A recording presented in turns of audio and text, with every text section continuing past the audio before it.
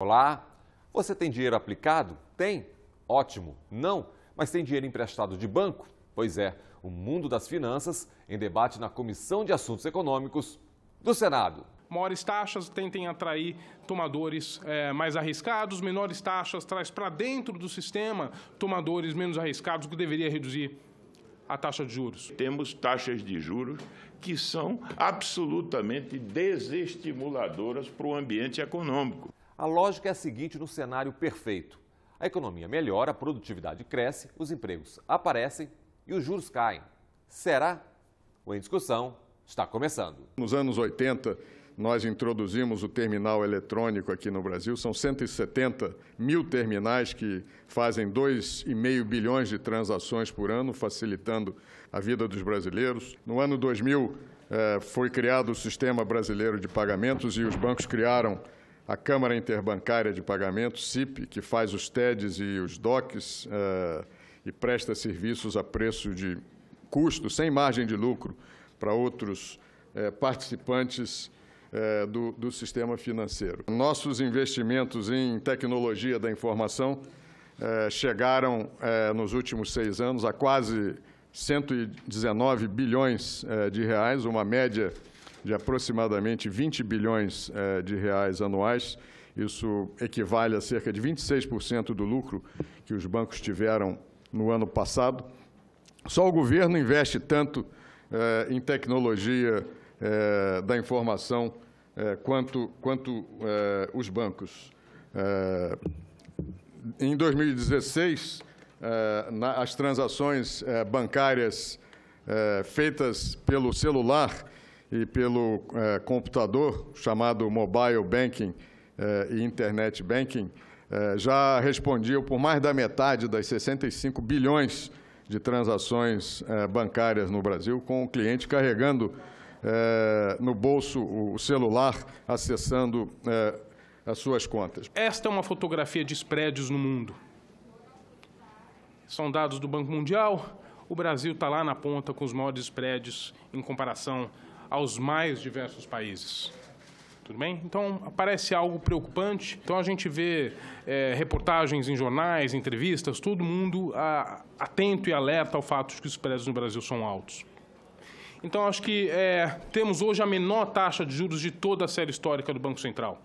Então, isso implica uma redução no custo de captação de bancos. Como a gente pode pensar na relação entre redução do custo de financiamento de um banco e repasse para taxas finais, para o preço final?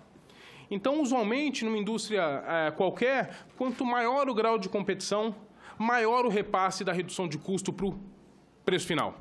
Então, mercados competitivos são mercados nos quais diminuição de custos são repassados de maneira quase integral para preço final. No mercado de crédito, isso deveria ser ainda mais intenso, por 2 razões, por razões informacionais. Taxas menores reduz o que a gente chama de seleção adversa. Então, traz para aqueles que tomam empréstimo melhores tomadores. Melhora o pool de tomadores. Maiores taxas tentem atrair tomadores mais arriscados, menores taxas traz para dentro do sistema tomadores menos arriscados, o que deveria reduzir a taxa de juros. Também reduz o problema de perigo moral. Então, quanto menores as taxas, maiores meus incentivos a repagar. Taxas maiores aumentam o incentivo de não repagamento. Então, por esses 2 efeitos informacionais adicionais, você deveria esperar, no mercado de crédito, reduções de custos sendo intensamente repassados a preço final, havendo competição. Uma bela matéria da Folha de São Paulo discute o modelo do Tony Falcon, que é economista-chefe do Banco UBS, foi diretor do Banco Central, que diz que com a queda da taxa básica e o recuo na inadimplência, as taxas ao consumidor deveriam ter caído 14 pontos percentuais a mais do que caíram. Então, parece haver alguma evidência de que o repasse não é tão intenso quanto a gente esperaria, havendo competição. Novas tecnologias e inovação também são fontes potenciais de aumento de competição. A gente vai conseguir desintermediar os players tradicionais em várias atividades que cumprem por meio de nova tecnologia e mais competição. Mas uma mensagem que eu quero deixar aqui é que, sem mudanças substanciais na governança de mercados de crédito e pagamento, os efeitos de mais informação e mais tecnologia vão ser menores do que o que todos desejamos. O Brasil hoje vive um quadro marcado por um processo de lenta recuperação econômica, a despeito de alguns ganhos que tivemos e que têm que ser reconhecidos, queda muito significativa da inflação, alguma evolução na agenda de reformas, mas o fato é que esse ambiente microeconômico mais equilibrado agora não está ensejando, na velocidade que a sociedade deseja, um processo mais firme de recuperação. E o que nós estamos verificando é que o crédito não vem cumprindo nesse processo de recuperação o papel que deveria cumprir. Isso se dá por quê?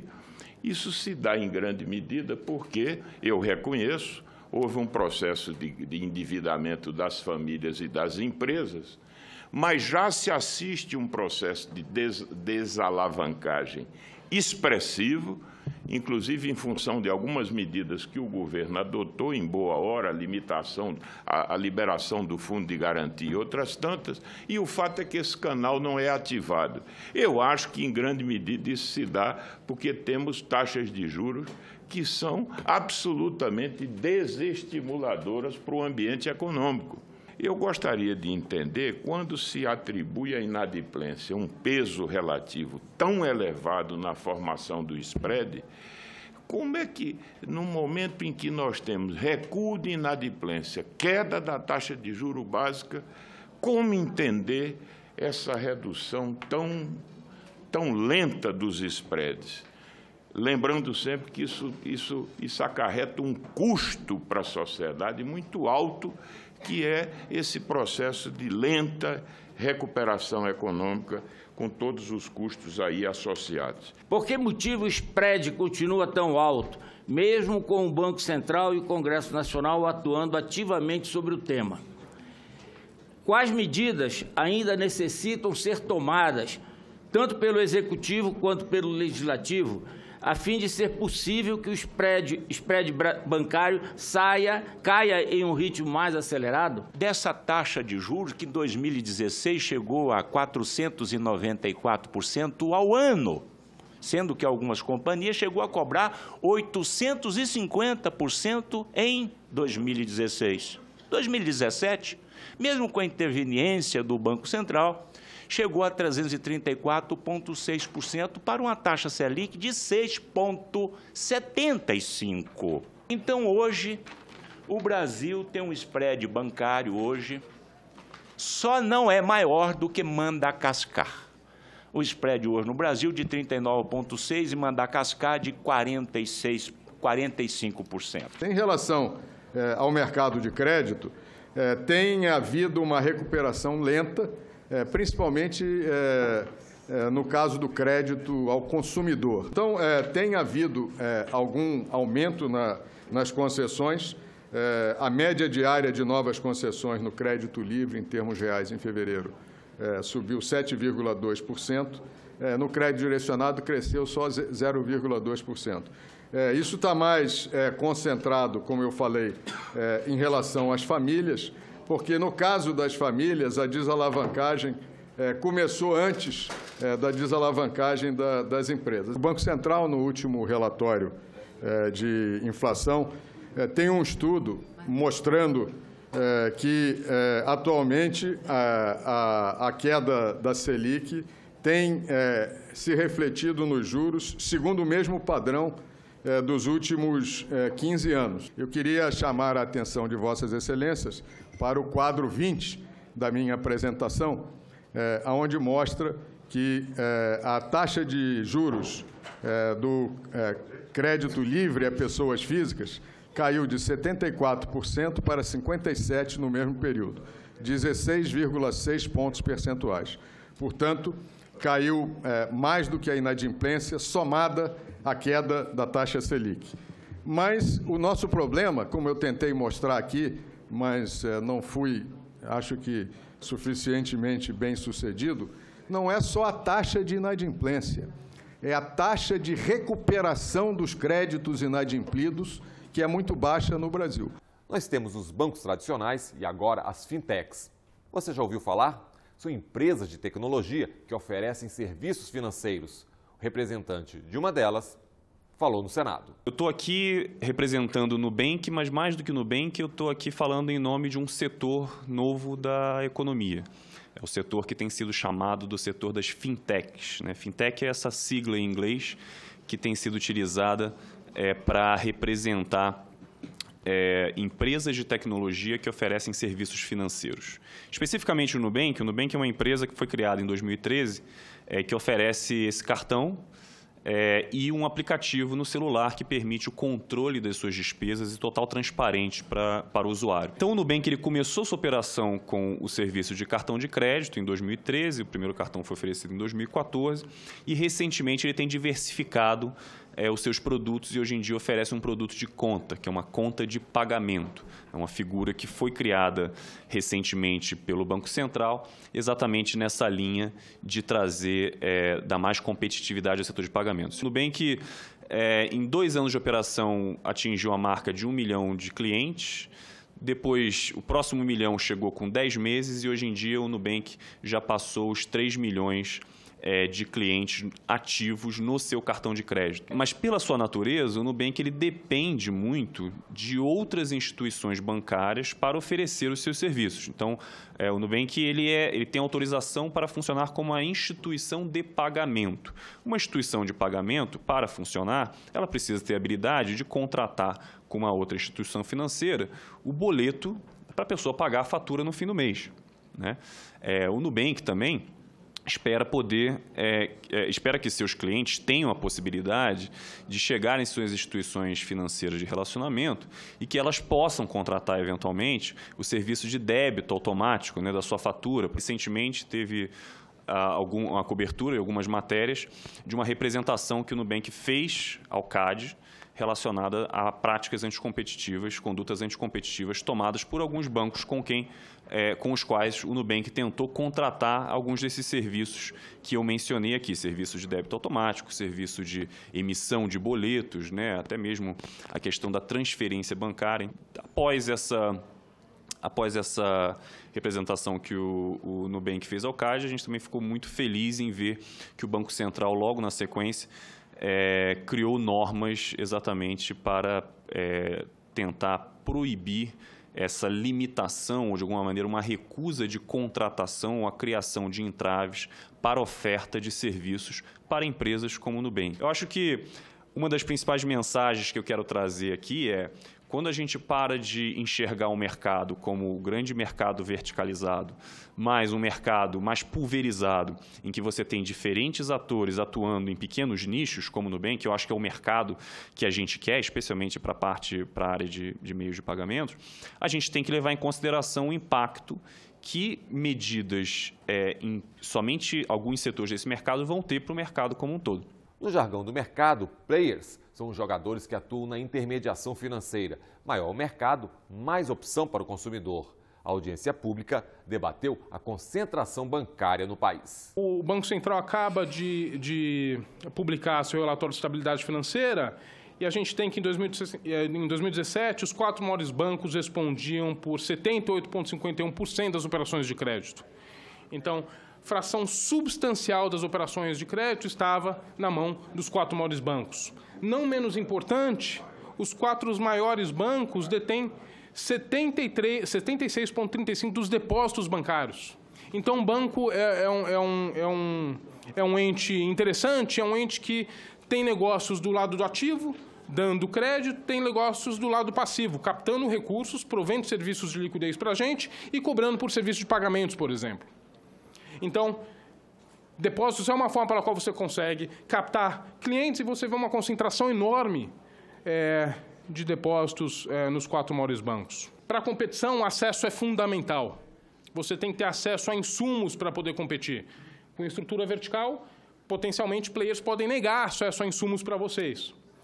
Então, também há algumas semanas, a resolução 4649 do CMNE vedou bancos de limitar ou impedir instruções de pagamento às seguintes operações: débitos autorizados por titular de conta, depósito ou de pagamento, transferência intrabancos, emissão de boletos, TED ou DOC. Você não pode cobrar TEDs em montantes diferentes para diferentes players possivelmente visando redução de acesso.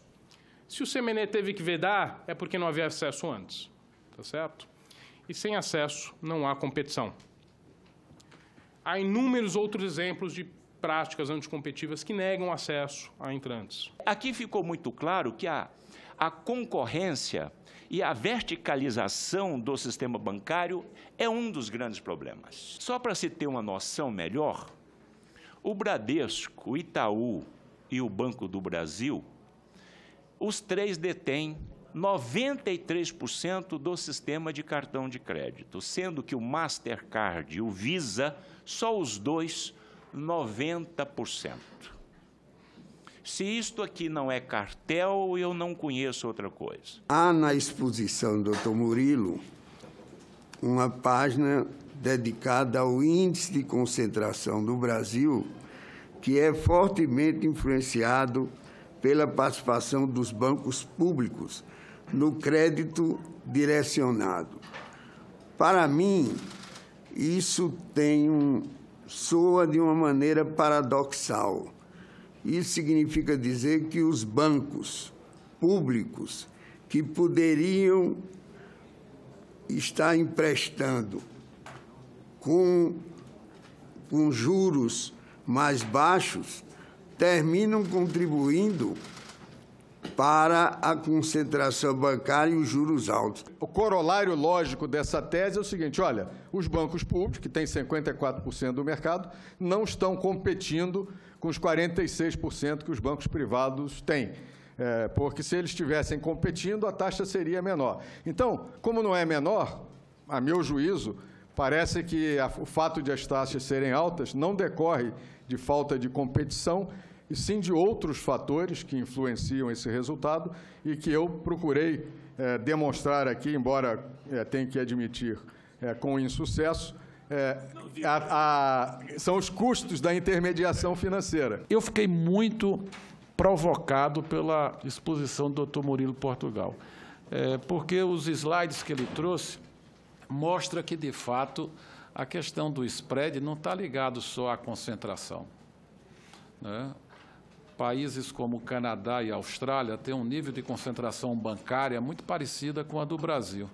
E, ainda assim, nós temos taxas de juros na Austrália e no Canadá bem menores do que as taxas praticadas aqui no Brasil. Então, é preciso identificar os outros componentes que, de certa forma, influenciam a formação disso. Juros, tarifas, spread bancário. O país que não poupa, mas quer consumir muito. O Congresso e a economia. O cadastro positivo. Por que não está caindo os juros, as taxas de juros para os consumidores? Porque aumentou o inadimplemento? Então, vamos ver. Se aumentou todos esses fatores, certamente as dificuldades dos bancos aumentaram também. Essa não é a realidade. Olha aqui, ó, o crescimento dos lucros dos bancos em 2017 cresceu significativamente, foi para 57 bilhões de reais. Eu tenho dados, eu acho que muito mais condensados, que mostra o quanto o Brasil está distante de outros países do mundo no que diz respeito à própria concentração do sistema bancário e no que diz respeito ao valor dos juros do cartão de crédito e da taxa de inflação. Aliás, o senador Ataídes tem já aprovado, coletado, já está instalada, uma comissão parlamentar de inquérito. Veja a que ponto chegamos, de termos que instalar uma comissão parlamentar de inquérito, né, para tratar da prática de elevadíssimos, absurdos juros cobrados da população brasileira. Todos os itens baixam, só não baixa o valor dos juros. E por quê? O que é que precisamos fazer? Né? O que é que precisamos fazer para diminuir, na prática, efetivamente, esses juros cobrados da população brasileira? Esse debate vem de longa data. Eu lamento muito nós termos tido a necessidade de instalar uma CPI para verificar esses juros dos cartões de crédito no país. Então, nós jogamos culpa a vida toda em cima de inflação e taxa de juro, mas hoje está provado que não é só isto. A nossa taxa de juros, hoje da Selic, está 6,5%. a nossa inflação em torno de 2,8%. Mas o dinheiro caro no mercado, sim, esse é o grande freio. A senadora Vanessa chegou a colocar sobre o lucro dos bancos. O Itaú, ano passado, teve um lucro de 23,96 milhões de reais. 23 bi 960 milhões. O Bradesco, 14 bi 650 milhões. Santander, 7 bi 990 milhões. Banco do Brasil, 11 bilhões. Caixa Econômica, 12 bi,5. O total de 70 bilhões de reais. Ou seja, isto aqui, só este lucro líquido dos bancos mostra realmente essa taxa de juro abusiva que é cobrada realmente do nosso povo. Eu não demonizo o lucro, nem vejo o lucro como uma coisa essencialmente ruim. Agora, o lucro abusivo, o lucro excessivo, este sim é ruim. Como que nós vamos medir o que é lucro abusivo e o que não é lucro abusivo? Tanto a senadora Vanessa Graziotin como o senador Ataíde se referiram ao lucro em termos absolutos. O Banco X vai lucrar 14 bilhões, o setor bancário lucrou no ano passado, e é verdade, 75 bilhões. Mas essa não é a medida adequada do lucro. A medida adequada do lucro é a taxa de lucro. O lucro dividido pelo capital que foi investido. E na taxa de lucro, eu mostrei aqui os números, a taxa de lucro do setor bancário brasileiro, o retorno sobre o patrimônio líquido, o ROI, que o Dr. Vinícius mencionou, que é Return on Equity, o retorno sobre o patrimônio líquido, está em linha com o retorno sobre o patrimônio líquido de outros países do mundo. Nós somos uma sociedade que sofre de voracidade do consumo e anorexia da poupança. Não tem jeito do juro baixar. Se um país não poupa, a mercadoria dinheiro fica rara. E mercadoria rara tem preço alto. Qualquer uma, inclusive moeda. E se nós temos uma demanda excessiva por crédito, por causa dessa voracidade do consumo, não tem jeito. Nós sempre vamos ter juros altos.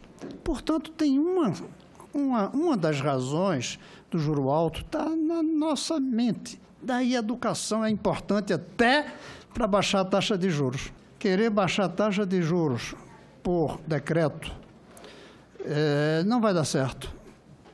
Não vai funcionar. Se todos os brasileiros passassem um mês sem pedir dinheiro emprestado, sem usar cartão de crédito, eu garanto que a taxa de juros ia cair.